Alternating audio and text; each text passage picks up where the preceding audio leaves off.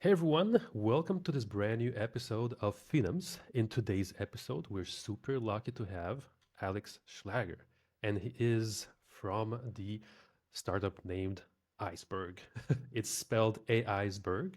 They just raised a $10 million seed round, which is quite healthy as a seed round, if you ask me. So, Alex, how are you feeling about that round?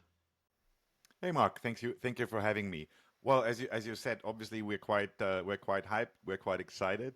It's a testimony to the all the hard work that the team has done over the last 18 months, and it's a testimony to the quality of our tech. So yeah, we are very excited, and it gives us good maneuver space to continue the journey.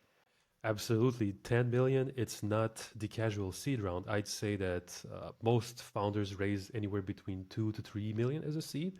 So we're definitely going to get into the numbers a little bit later. But before we get there, could you tell our audience who were you before you were the founder of this business? Sure. So I'm Alex Schlager. I'm a techie all my life, if you like. I started, I'm dating myself now. Before the internet, I started as a coder. I did, mainframe automation using PCs, personal computers, a thing called 3270 emulation, which is not a thing anymore today. Then the internet, came about. I worked for actually the first internet service provider in Austria. I'm originally Austrian. Really got hooked on network tech. Worked for Cisco. Found my way into the telco space. Spent 8 years at Deutsche Telekom, of which I spent 6 years abroad for them, and then 8 years at Verizon. So, Okay. originally started as a coder, got into the network space, did some work in IT outsourcing for the telcos, and then, last 10, 12 years, mostly cybersecurity related. Yeah, and if we were a fly on the wall and we had a sneak peek in your early life, way before your professional career, who were you if we were to meet you in kindergarten, for example? Oh, that's an interesting question. I didn't see that one coming. Probably inquisitive, um, a bit naughty. Um, I always like building things. So, I guess we'll come to the topic of startups and building things. But I do remember from my childhood, I always enjoyed, creating things from scratch, building things, using my imagination. So that's always something I kind of, took pleasure in. For sure. And did you also play with Lego just like most kids, I guess, to Oh, develop I your love Lego. creativity? I There had, you go. the interesting thing is I still have my Lego collection when I was a Yeah. kid. So, I gave it to my aunt who used it for her children when they, became older. I got it back for my first kid. So that Lego collection actually still exists in my household. Well, thanks for sharing that because you know what? Me too. I have Lego collections and builders will never change, that's for sure. I wanted to ask at what point in your early life did you feel that you had an entrepreneurial vibe? Um, I think I always had, that vibe, if you like, to some degree, whether it's selling lemonade on the street, creating candles with my buddy and, selling it to house by house. I always enjoyed that. So I think it's, that inclination is something you probably born with or, have in you. Um, I always wanted to do, my own company, my own Mhm. startup. And I guess we get to that, there's a lot of factors that ideally come together before you actually make that step. For sure. Yeah, I can imagine. And before you got to AIsberg, have you had some startups or projects that failed miserably or even succeeded and you sold? Can you just share a little bit there? I did a consulting firm with a couple of buddies in my early 20s, which went pretty well. This one we basically had to shut down. It was, in the midst of the financial crisis and the IT Mm. bubble burst, Oh, which simply, reduced demand for training and consulting in the network space significantly. Um, Learned a lot from that, obviously. Um, Helped out a couple of startups in my career. So got, despite all the large enterprise exposure, as I mentioned, Deutsche Telekom and Verizon as examples, I did have some opportunities to dabble in startup environments. Yeah, and you said you failed in one of those companies, and now you raised 10 million, which is huge. Do you have maybe something to share there? What did you learn during that failure that maybe the founders listening in can learn from?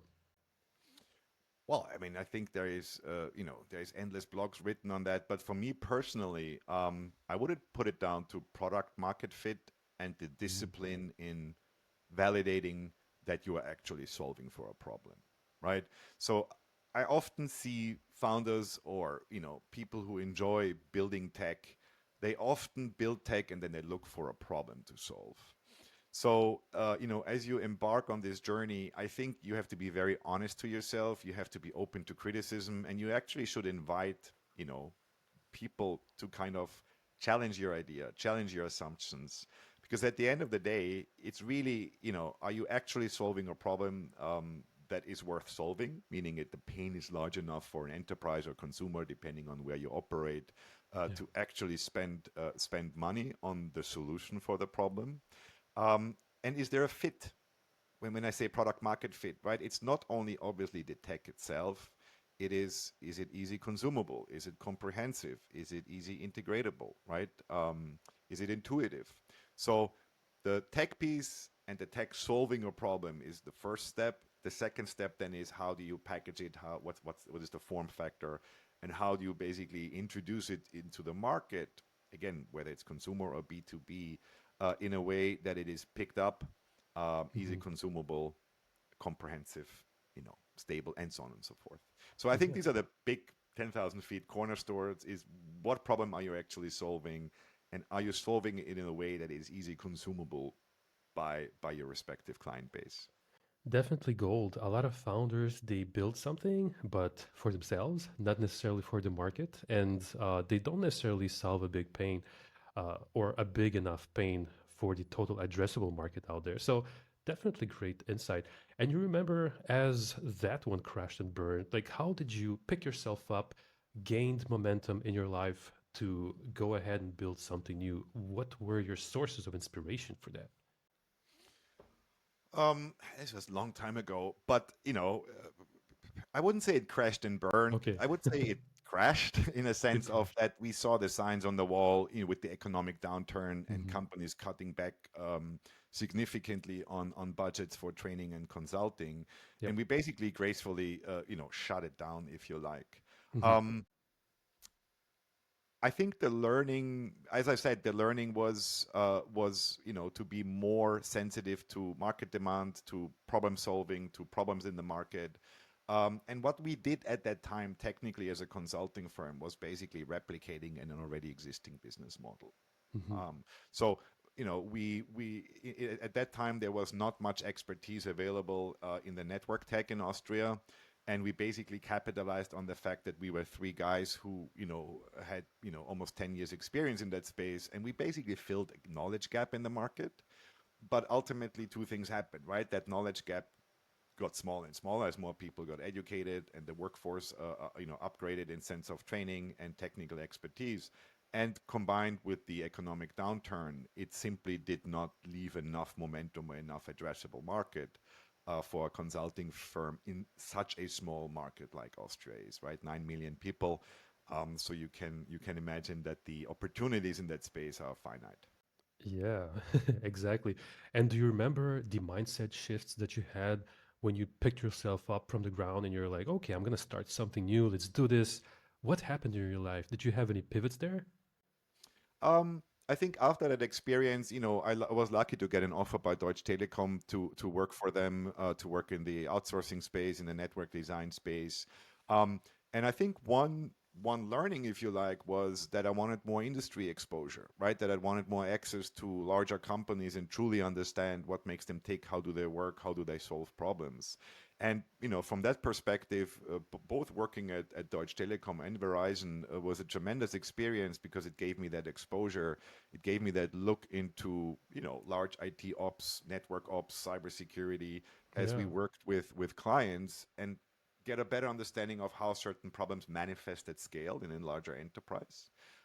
So, long story short, I don't think I might have founded Aiceberg if I wouldn't have gone through that process and through that, learning and understanding. This is super valuable. I think a lot of tech founders that fail out there, and most of them will because 90% of startups do fail, unfortunately. Sometimes they're afraid to pick themselves up and start something new.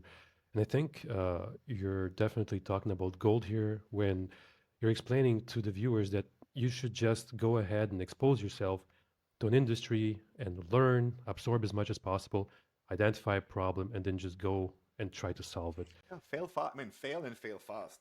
Failure is equally part of the equation and the formula for success as success itself, right? The vast majority of founders, to your point, will experience failures, and the key is to to learn from it, to pick yourself up, and to have another go at it. I mean, that stat is probably very old, but I remember from my days that the average founder they looked at who was very successful, in average went through 3 to 4 failures basically previously, right? So I do think there's nothing bad with failure. The only thing bad with failure is if you don't learn from your mistakes and apply those learnings, at your next go. Do you believe that failure doesn't exist and instead is just a learning experience? Well, it's a question of definition and criteria.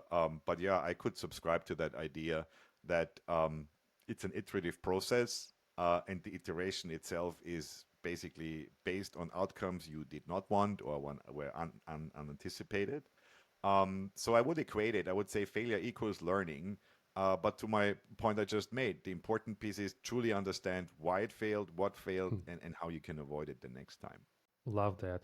And you remember approximately the aha moment during that career phase before the startup that pivoted everything in your life. Like you were in shock and you were in this magical, euphoric moment where you're like, okay, I found something, I identified it, let's go ahead and build. Uh, Not really, to be honest. It was a gradual process. So I always Mhm. wanted to build, right? To my earlier point.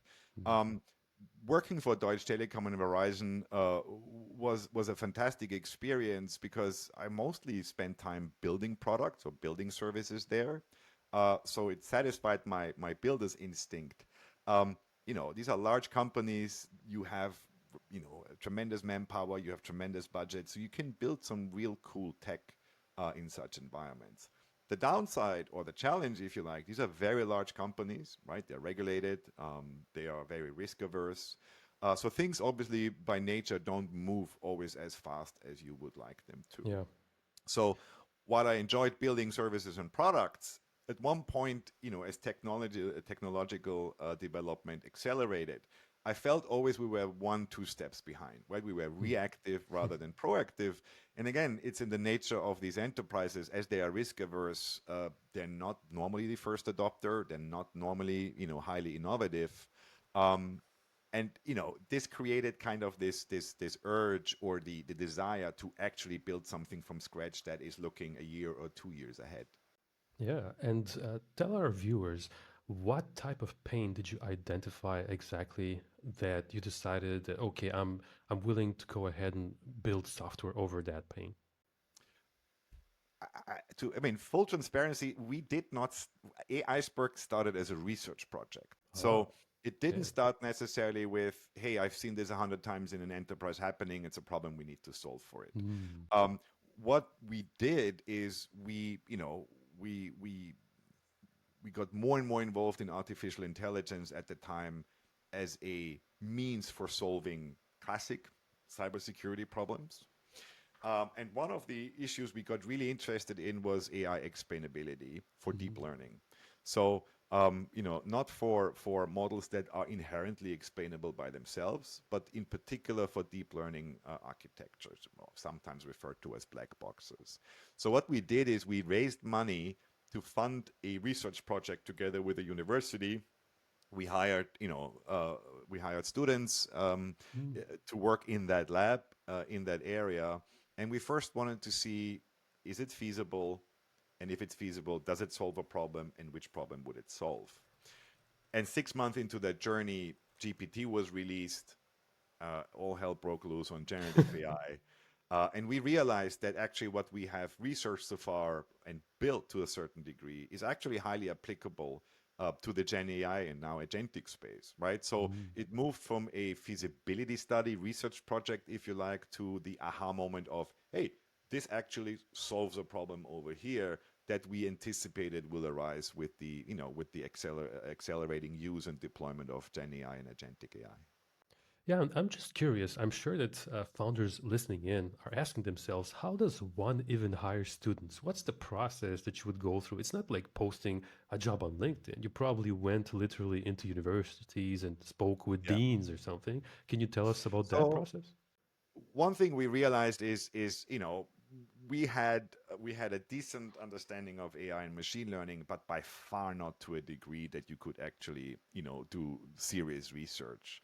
Mm. So a friend of mine who Professor Omori Lendas, he is at the time he was department chair at the University of Houston, and we simply floated the idea of, hey, what if we would create a joint research project that runs at the University of Houston? We ultimately got a lab there. And this is, to your point, you have to have some relationships and kind of, be able to set up such a vehicle. In this case, it worked really well. We, with the help of the faculty, we ultimately screened 600 students. We interviewed Wow. 30, and we hired 10 into the lab. And of these 10 students, 7 are employees today at Aiceberg, right? So they have been with us for almost 2 years. They finished their master's degree while they were working in the lab at the same time. And this solved two problems for us. Number one is, how can we get AI machine learning expertise that we can afford as a startup? And B, how do we build a talent pipeline? That is again sustainable and affordable for a startup. You can imagine when we looked at AI talent in the market, when we started Aiceberg, it was absolutely unreachable, unaffordable for us. Yeah. So the university route really created, or solved for two challenges. Number one, the feasibility. To my earlier point, what problem are we solving, and is it worth investing time and money into this? And two, building our own talent pipeline to keep research, experimentation, and so on and so forth sustainable. So even now today, 50% of Aiceberg are data scientists. We still have Mm. a lab, although we moved into our own office now in Houston. Nice. But from the notion of doing continuous research, experimentation, nothing has changed. We're still doing this at full manpower. And in hindsight, we were very lucky to have found that partnership with U of H to get started. Yeah, and if you were to break down in simple terms the upside of starting out with students versus hiring senior developers in AI, could you just break it down to founders that are also struggling with the same issues? I mean, everything comes at a cost, obviously. So the benefits where you get highly energetic, motivated, very smart, coworkers to work with. You get the advantage of, I always call it the fresh brain, meaning people who are relatively new in this space, they Yeah. might look differently at problems. They might come up with Mm. ideas that a very senior machine learning engineer who has been in the space a long time, Gold. Yeah. might not have seen. The downside, and I wouldn't say it's a downside, it's a cost, is you Mm. have to spend more time on a human resource basis in sense of coaching, taking them by the hand. Ultimately, it's their first job, if you like, right? So there obviously is a difference working in an academic environment versus working in a company for profit. Yeah, and in these early stages, do you remember any insecurities that you went through? Like you were unsure of the process? Maybe you can Oh my unpack God, that. every day. Tell us about that. Yeah. I always joked because people would ask me, "Hey, this is your first startup from scratch, from zero. Um, you know, uh, how do you feel about that?" And I always explain it. Either I'll say it's a bit of a schizophrenic state, or it's like a roller coaster, meaning you go through different emotional states in a very, short time. Meaning, one day you basically think you have solved all of it, and it's Basically, it's a pre-made path from there on, and a day later something happens, and you think this is never gonna work. Um, and that's something that I think you have to prepare yourself, that you'll go through these states of being extremely motivated, extremely positive, extremely optimistic. But it often doesn't take much to basically topple that over, and you will have doubts, right? And you will ask, will this work out? And the best advice for that is work with as many people as you can, whether it's advisors, friends, peers in the industry. Nobody has made this journey successfully alone. That's definitely gold for the people watching. I'm sure they're gonna see themselves in the same situation right now and realize that it's exactly what's happening to them. And did you get any signals during these early phases that you have to think way bigger than the initial funding that you got to do the research? Like, you were just living your day, and all of a sudden you're like, okay, something's happening. We need to go and raise bigger amounts. Like, what happened in your life that started telling you to do this? So when we started out, we had an initial early stage product which was not GenAI for Mm, GenAI. It was actually for let's call it the classic machine learning space. right. So it basically reverse model deep learning models to provide explainability. Now, you know, the product worked great. We actually filed a patent for it, but the problem is, to my earlier point in the conversation, it didn't solve for a big enough pain point. Hmm. Which means company that looked at it said, "Hey, this is great, but it's not our priority. It's not the biggest issue for us to solve at the moment." And then a month later, GPT was released, and everybody was racing towards GenAI. And this is where we did a pivot. This is where we took probably 45% of our code and results, and basically pivoted that towards the Oh. problem space of safety, security, compliance for generative AI, and now obviously agentic AI, right? So to your question, there is a point where you have to be disciplined and brutally honest and say, okay, market is changing, requirements are changing, the landscape is changing. What can you salvage, and what does your new true north look like? Yeah, and how did you approach the numbers that you wanted to raise? Like, at this point, you got to 10 million as a seed, which is very healthy. A lot of founders might be even afraid to go for these type of numbers, simply, their fear of dilution or just other types of fears. So, how did you approach that? To be fully transparent, we raised 4 and 6, but Ah, relatively mhm. close together, so it was Oh, announced as a 10 million. right. The funny thing is, we didn't ask for that much money. We originally asked for significantly less, right? So one thing we didn't want to do is we didn't want to blast out $1 million on day one on marketing, right? We were very focused on, if we built the right tech, if we built good tech, customers will come.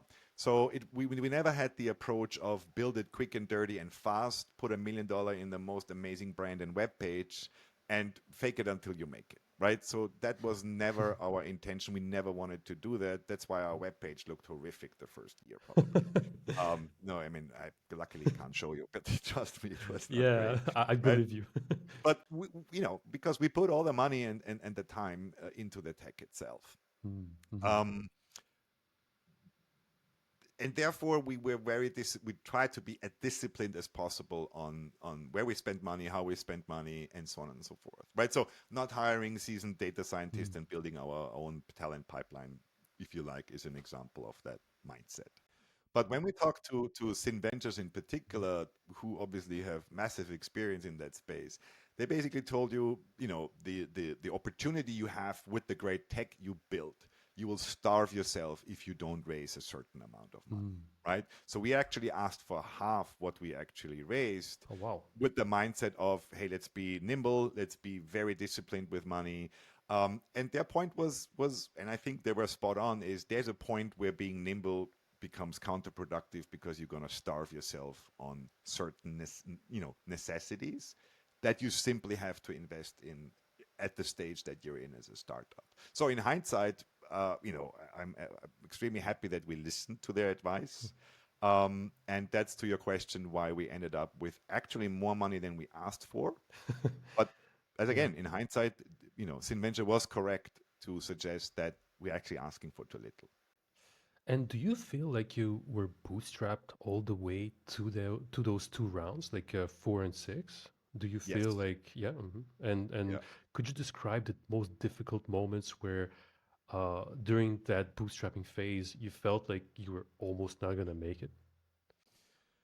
Um, uh, I mean, we actually did.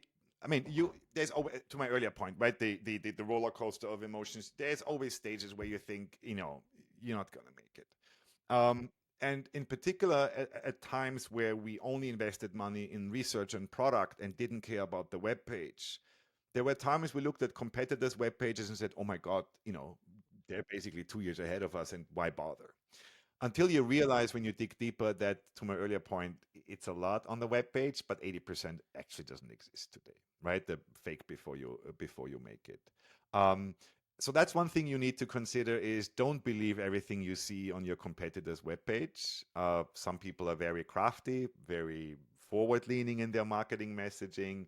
It does not necessarily mean that they actually have solved a particular problem. So my point being is, having good insight, good intel into what's happening in the market, what your competitors are doing, or talk to customers, what they have tried and what worked and what didn't work, is really important. So you keep your North Star, um, you know, you keep the compass pointed in the right direction. Um, Full disclosure: Sin Ventures were the first VC we talked to. We were introduced to them by one of our advisors. So we did not have to go through 30, 40 calls with VCs and trying to convince. We're extremely lucky, I would say. But it's also a testament to Synventures. They spent significant effort in doing tech due diligence with us. They really went, all the way down to the bit level of the platform, the machine learning models we built, the overall logic, and so on and so forth. And they basically made an investment, if you like, based on the quality of the tech and where they believe the tech can go, if that makes sense. I love that. I think if we lay down the truth here, most founders will go through 50 to 150 no's, right? So indeed, when you're saying you got lucky, you definitely got lucky. Yes, we If consider you get ourselves very lucky. wow. Uh, and what about the second investor? Did you have to go through a few rounds or letter of intents or No. So I keep this short because it might not be the most exciting story. But a buddy of mine, Heyman Vimadalal, I pitched him the idea of starting a research project. And that was the first million we raised, right? To stand up the lab, to start the research, and this is when Heyman and myself founded the company. Heyman then retreated a little bit because he has 5 other businesses to run, and I became the operating face, if you like, of the company. But he and another friend of his decided to form their own VC at the time. So we simply transferred that ownership into their VC, um, and later on raised a bit more capital from that. okay, I see. Yeah, it's a really different, I guess, journey from most founders where they reach out and they go through tons of rounds of rejection. So yeah, congrats on that road. It's definitely helpful. And can you share some anecdotes, during those office visits with the VCs? Like, how is it? Because a lot of founders are even afraid to imagine themselves sitting with VCs. Would you share some interesting stories there that you remember really well? And it was, as I said, we were lucky and was pretty straightforward. I think what I enjoyed most was the technical grilling that we went under with Sin Ventures, and at times it felt, oh my God, they're going all the way, down to the bit level. And at that time, we have never presented our platform. It was over 2 hours, right? Mm. Platform, machine learning models, how we curate data. I mean, it was really everything. And you know, in hindsight, it was one of the best experiences for us because up to that point we never had a full end-to-end technical deep dive of an external party attesting that Mm. the tech is solid, the tech is future proof, the tech solves real customer problems, right? So for for a certain amount of time you do live in a bubble of self confirmation. We tell each other that is the tech is good, and so on and so forth. But at one point, you need either a customer to really kick the tires hard and say, "Yep, that does it for me and it works," or in our case, because it was early stage, a VC and a future partner who not only understands the tech but is willing to spend the time to really, peel back the onion. So I would say of the whole process with Sin Ventures, which was great. It took us maybe 6 7 weeks end to end, Wow. which is unusual. But as I said, for me the best experience was this technical deep dive because it gave us external confirmation that we must be doing something right, if that makes sense. Absolutely. And would you share tips for startups that are about to prepare for due diligence? Like, what did you have to kind of get together in a very unified and simple form so that the process takes the least amount of time? So there is more tips on how to build a pitch deck on the internet than you can throw a stone at. So I'm not going to go to that. I'm going to put it like this: what VCs are looking at, they're looking at the team, they're looking at the market and the tech, right? So you can have great tech, but the VC doesn't believe in the team, right? The founder, you know, uh, for example, we exposed obviously all the leadership functions to Sin, which is our head of research, our head of engineering, obviously myself, and the VC will make a judgment call on the team, right? Does the team gel well? Is the right culture? Do we believe they have the experience and the know-how to take this to the next level and then to the next level? Um, so I think that's one important aspect. People should focus on how do you present yourself as a team, the culture you're trying to establish in the company, right? What are your values? What is important to you? And ultimately, what is the combined experience and know-how of the team? Um, the tech itself, obviously. So one thing that I believe Sinventures liked with us was we didn't try to what we believe customers will struggle with tomorrow. We try to solve for something they're going to struggle in 6, 8, 12 months, right? Because often we see startups that, they try to be very fast, they try to be fast to market, and they quickly solve for what's prominent or, an issue today. But if you have a very fast evolving space, in particular artificial intelligence, that's a risky endeavor, right? Because I don't know, I have stopped counting how many AI startups don't exist anymore because they had a very short term thinking. The expression of you don't skate where the puck is, but you skate to where the puck will be. And you might become very fast obsolete. So one important aspect I believe for Sinventures was how far are they looking ahead, and what are the risks of the tech becoming obsolete, right? What is in that tech, in that platform, in that architecture that was deliberately done to be future proof and sustainable, if that makes sense? Makes total sense. And do you remember before raising the $4 million round part, which is the first one, did you already have clients signed or you were pre-revenue at that point? We were pre-revenue at that Okay, time. We also still very early stage revenue because we anticipated a problem and an issue that's a year out, right. 6 8 months, a year out. I love it. We Yeah. obviously had a lot of custom engagements with the first product, right, that Mhm. created explainability for deep learning models. And through that process, we learned that, hey, this is great, but we're all doing Gen AI now, right? Which obviously was a strong indicator that although we solved the problem, to my earlier point, it was not prevalent enough, it was not severe enough, and luckily we could apply a majority of our research and tech to the actual problem that we expected will arise. And we now see it, we now see basically the market forming itself, and enterprises becoming increasingly sensitive about, how do I keep my AI use case safe, secure, compliant, and observable? What I love about your startup, you're literally going to ride a huge wave because at this point, compliance for the way AI data is handled, it's it's basically just starting up. Like you're at the moment where Bitcoin was at zero, right? Like literally it's just going to blow up.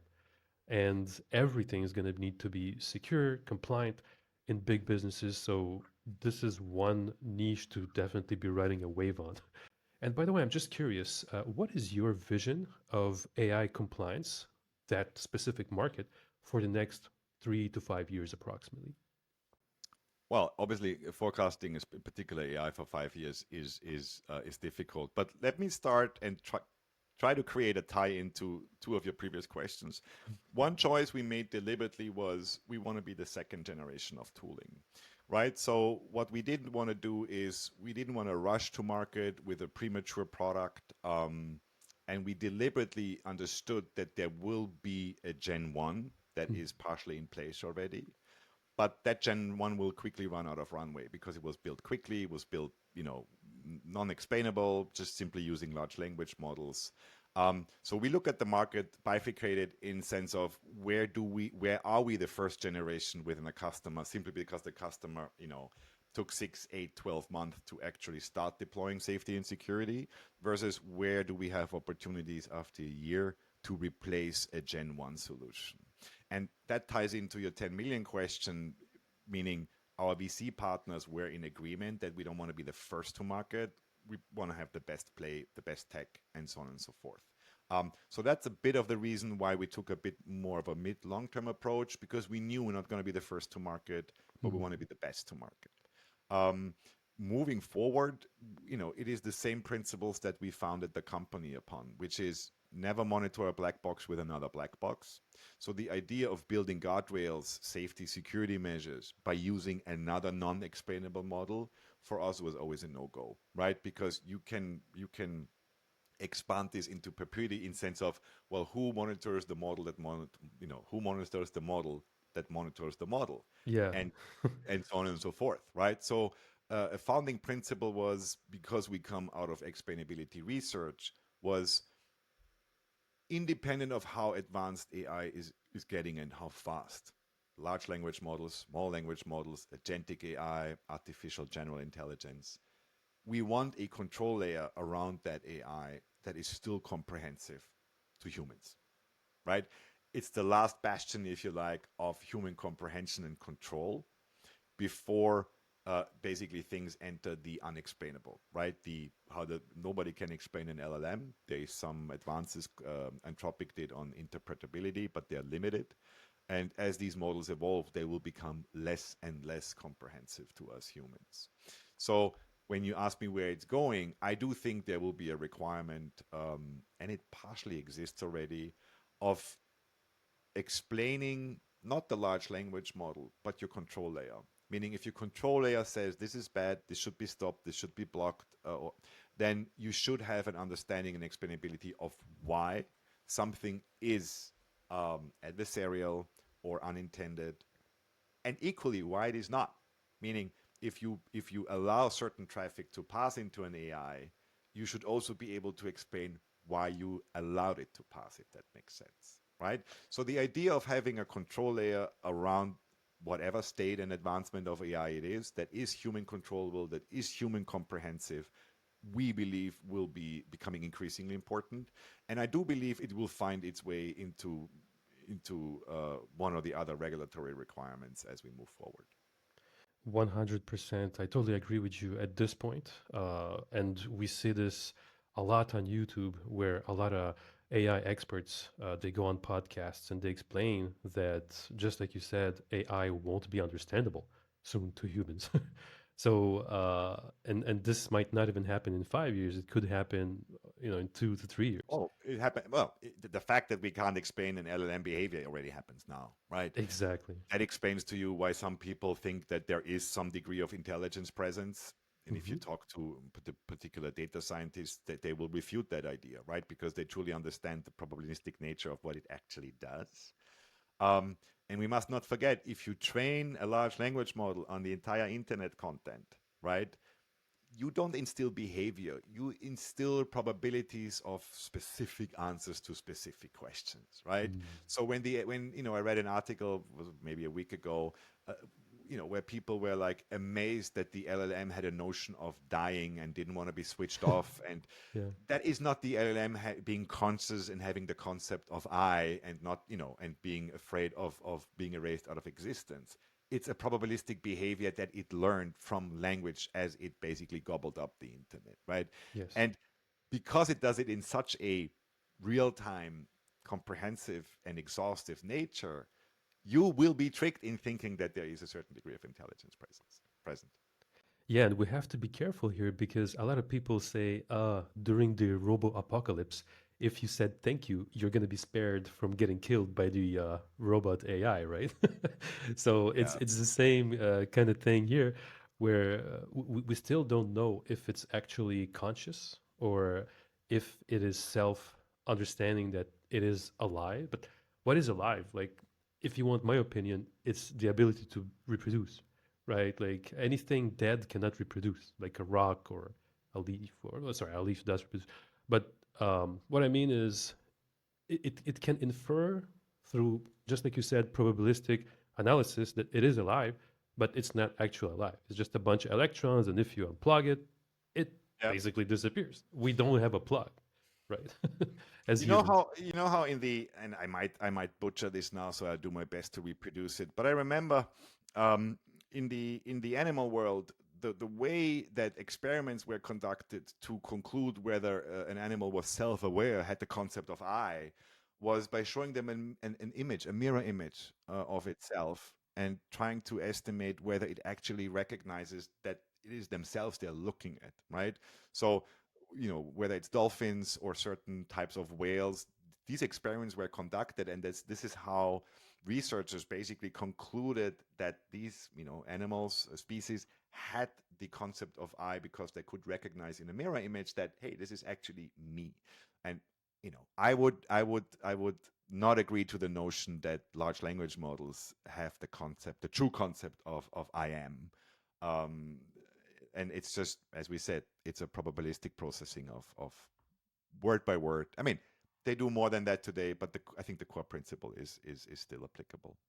Do you think that in 3 to 5 years, when robots are going to be prevalent in different households, if they walk near a mirror and they're going to see themselves, would they like react in the same way as whales during those experiments? Like, what's your opinion on that?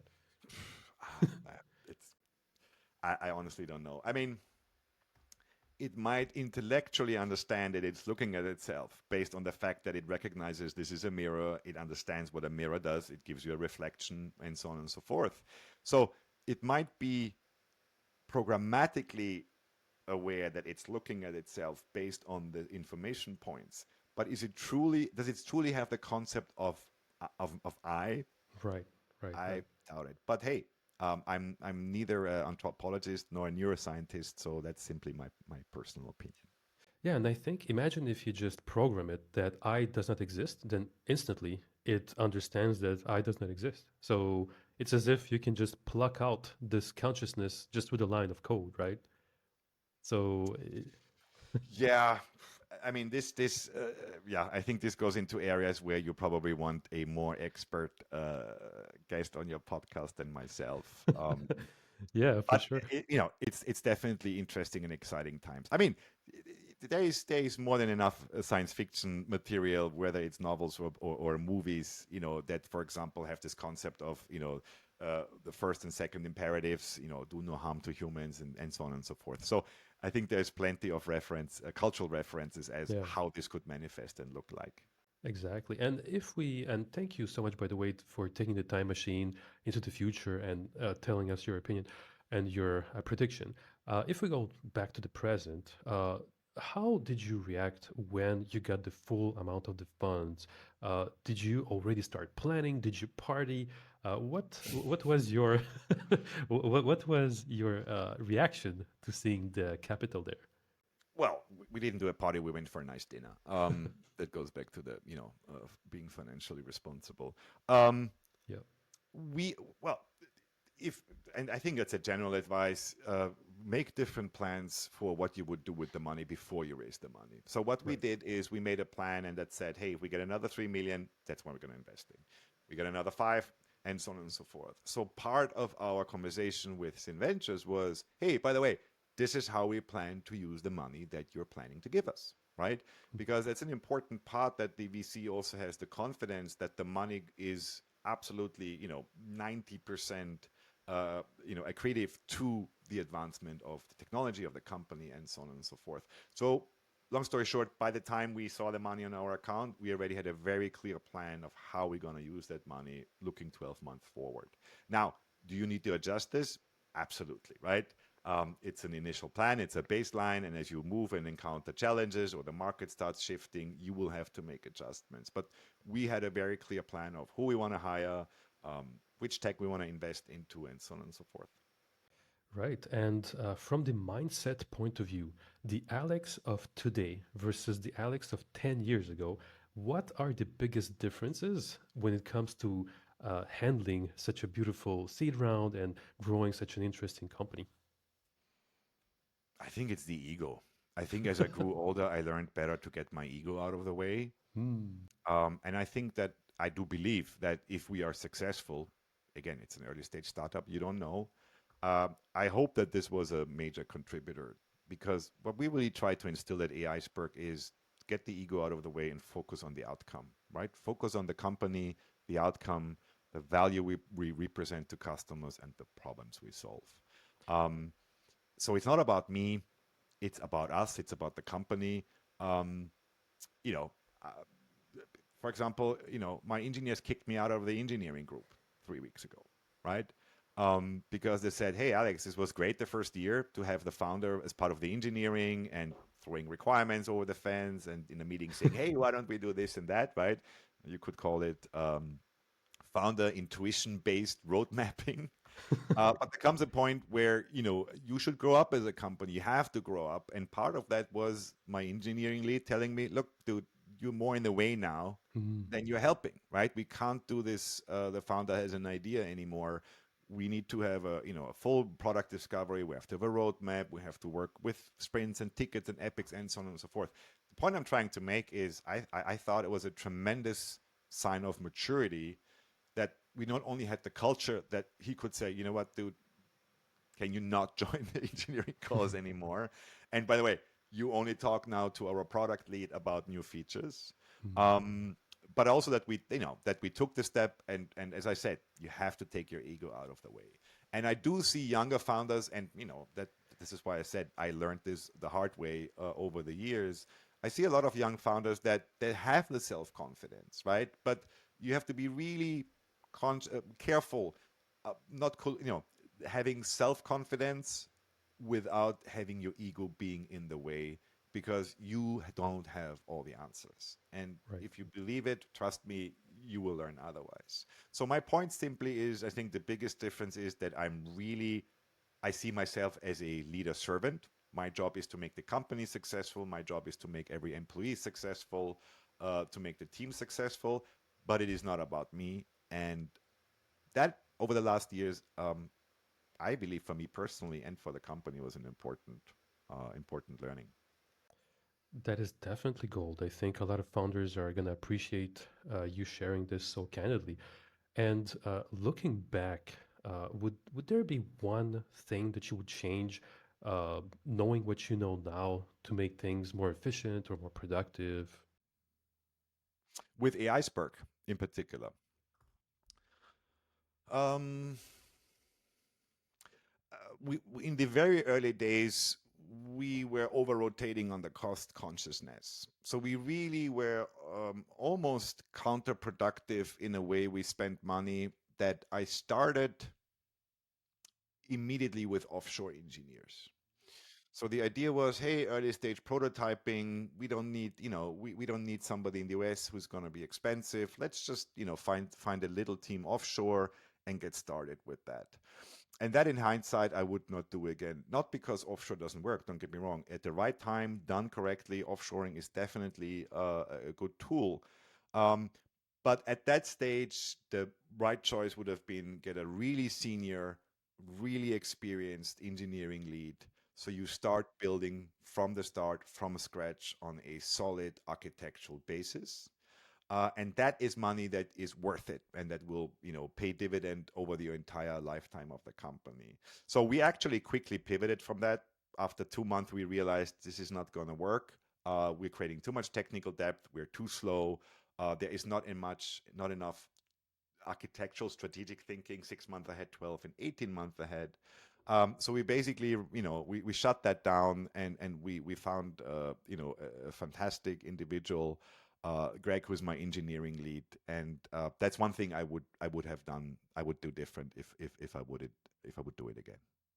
Again, great answer. I love that. I think extremely valuable information right there for the founders listening in that are maybe investing too early in outsourced talent right now.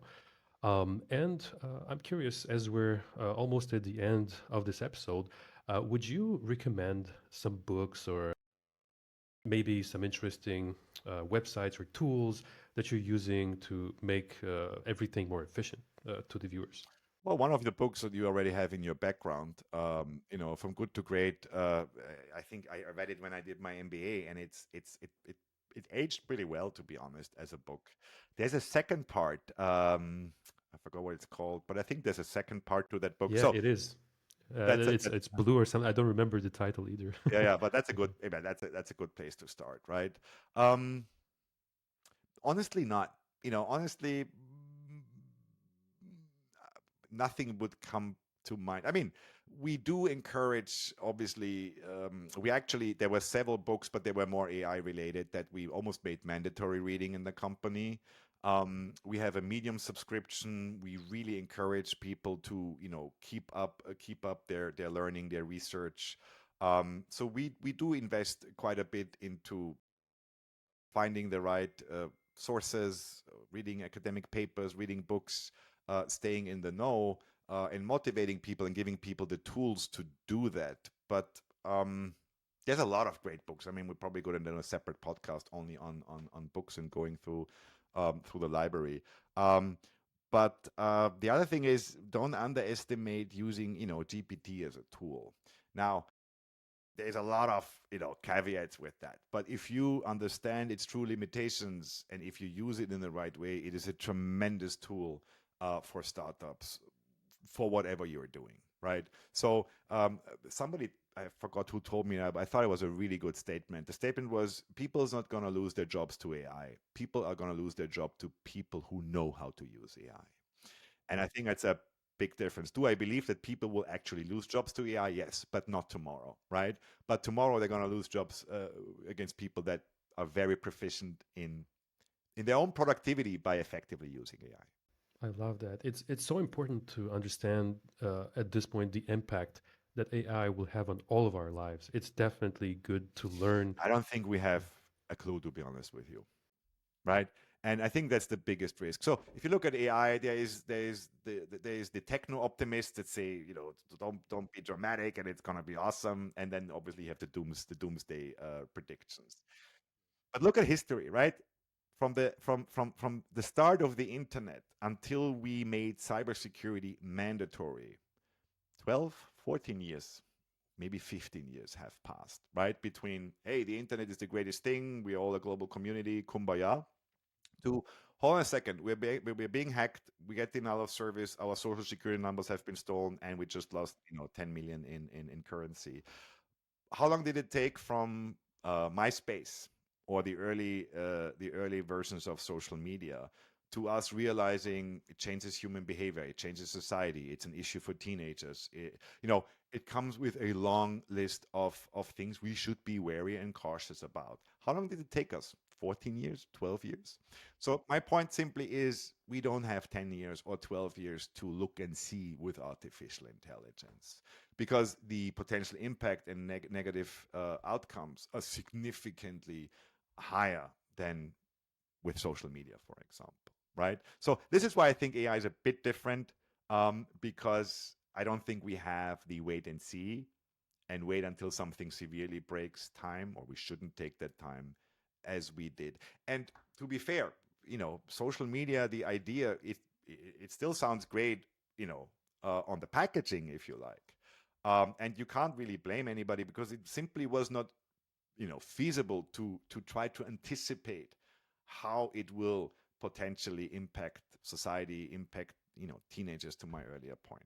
And therefore, I think with AI, we have an idea. We can imagine what could happen, but I still think we're scratching on the surface, if you ask me. Oh yeah, definitely not even the 0.1% of the iceberg. And Nice one. I like before, that. Yeah. yes, before we wrap up, how can potential investors or clients watching reach out? Oh, there is, our webpage, obviously, iceberg.ai. There is info at Iceberg AI. So you will find a lot of resources. So pretty straightforward. Awesome. Well, thank you so much for joining this episode. Thank you, Super Mark. appreciated. Also appreciated. And for everyone watching, if you liked this one and if you find it insightful, feel free to like, comment, and of course, subscribe. See you in the next one. Cheers. Thank you very much.